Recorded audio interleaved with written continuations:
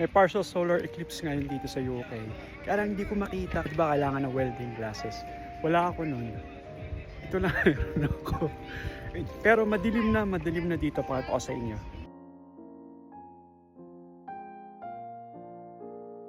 Ang ginagawa ko ngayon is naghahanap tayo ng merong may taong may ganong goggles, yung parang welding goggles na pwedeng mahiram. Pero ang daming tao sa labas. Usually hindi ganito dito. Guys, alala niyo yung solar eclipse dati noong 1995 dyan sa Pilipinas. So ngayon dito solar eclipse sa UK, pero hindi ko siya makita kasi dati, di ba si Papa dati meron siyang welding shop. So meron kaming mga welding goggles.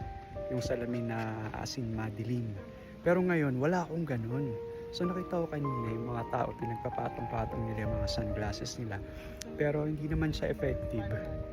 Kailangan talaga welding glasses, yun lang, hindi ako nakabili. Pero dito daw, parang 90% lang yung i-cover nung moon dun sa sun. So hindi rin siya total eclipse. Ano pa rin siya, parang partial solar eclipse pa rin siya.